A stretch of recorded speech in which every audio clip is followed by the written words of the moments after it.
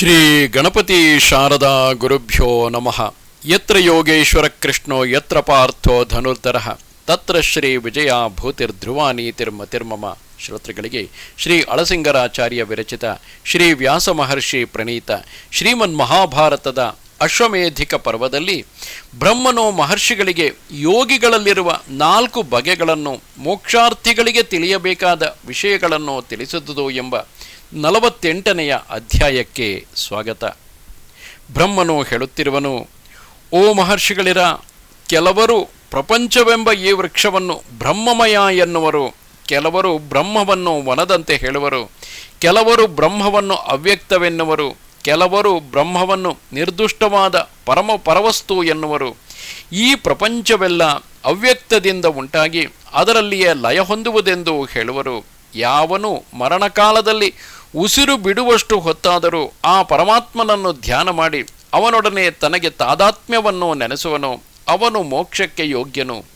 ಯಾವ ಕಾಲ ದೇಶಗಳಲ್ಲಿಯೇ ಆಗಲಿ 1 ನಿಮಿಷ ಮಾತ್ರವಾದರೂ ಚಿತ್ತವನ್ನು ಪರಮಾತ್ಮನಲ್ಲಿ ಸೇರಿಸಿ ಪರಮಾತ್ಮನ ಅನುಗ್ರಹಕ್ಕೆ ಪಾತ್ರನಾದವನು ಮಹಾಜ್ಞಾನಿಗಳಿಗೆ ಲಭಿಸತಕ್ಕ ಅಕ್ಷಯವಾದ ಮೋಕ್ಷವನ್ನು ಹೊಂದುವನು. 8, 10 ಅಥವಾ 12 ಅಂಗಗಳುಳ್ಳ ಯೋಗಗಳಿಂದ ಅಡಿಗಡಿಗೆ ಪ್ರಾಣಗಳನ್ನು ಅಡಗಿಸಿ ಇಡುವವನು 24ನೆಯದಾದ ಅವ್ಯಕ್ತಕ್ಕಿಂತಲೂ ಮೇಲೆನಿಸಿದ ಪುರುಷನನ್ನು ಹೊಂದುವನು. ಇಂತಹ ಶುದ್ಧ ಸತ್ವವುಳ್ಳವನಿಗೆ ಕೋರಿಕೆಗಳೆಲ್ಲ ತಾನಾಗಿ ಕೈಗೂಡುವವು. ಅವ್ಯಕ್ತದಿಂದ ಸತ್ವಗುಣವು ಪ್ರಬಲವಾದಾಗ ಅಮೃತತ್ವವನ್ನು ಹೊಂದಲು ಅರ್ಹನಾಗುವನು. ಜ್ಞಾನಿಗಳು ಸತ್ವಕ್ಕಿಂತಲೂ ಮೇಲಾದುದಿಲ್ಲವೆಂದು ಹೇಳುವರು. ಮನುಷ್ಯನಲ್ಲಿ ಸತ್ವಗುಣವಿರುವುದನ್ನು ಅನುಮಾನದಿಂದ ತಿಳಿಯಬಹುದು. ಆ ಗುಣವಿದ್ದವನನ್ನು ಸತ್ವಹೀನನೆಂದು ತಿಳಿಯಲು ಸಾಧ್ಯವಿಲ್ಲ. ತಾಳ್ಮೆ, ಧೈರ್ಯ, ಅಹಿಂಸೆ, ಸಮಬುದ್ಧಿ, ಸತ್ಯ, ರುಜುತ್ವ, ಜ್ಞಾನ, ತ್ಯಾಗ, ಸನ್ಯಾಸ ಇವೆಲ್ಲ ಸತ್ವಗುಣದ ಕಾರ್ಯಗಳು. ಈ ಗುಣಗಳಿಂದಲೇ ವಿದ್ವಾಂಸರು ಸತ್ವಗುಣವುಳ್ಳವನೆಂಬುದನ್ನು ಅನುಮಾನಿಸಿ ತಿಳಿಯುವರು. ಜ್ಞಾನದಲ್ಲಿ ನೆಲೆಗೊಂಡ ಕೆಲವು ವಿದ್ವಾಂಸರು ಸತ್ವಕ್ಕೂ ಪುರುಷನಿಗೂ ಏಕೀಭಾವವುಂಟು ಎಂಬುದರಲ್ಲಿ ವಿಚಾರವೇ ಇಲ್ಲವೆನ್ನುವರು. ಇನ್ನು ಕೆಲವರು ಆ ಐಕ್ಯವು ಉಪಪನ್ನವಲ್ಲವೆಂದು, ಸತ್ವವು ಪ್ರತ್ಯೇಕ ಪದಾರ್ಥವಾಗಿ ಸಹಜವಾಗಿ ಇರತಕ್ಕುದೆಂದು ನಿರ್ವಿವಾದವಾಗಿ ಹೇಳುವರು.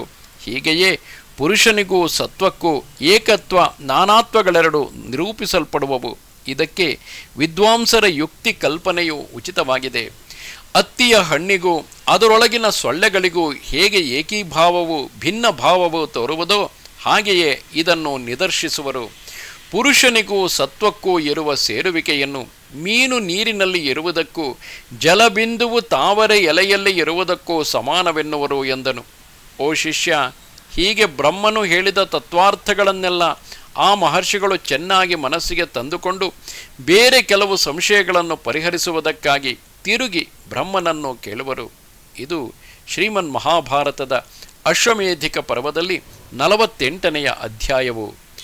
ನಮಸ್ತೆ ಶಾರದೆ ದೇವಿ ಕಾಶ್ಮೀರ ಪುರವಾಸಿನಿ ತ್ವಾಮಹಂ ಪ್ರಾರ್ಥಯೇ ನಿತ್ಯಂ ವಿದ್ಯಾದಾನಂಚ ದೇಹಿಮೆ. ನಮಸ್ಕಾರ.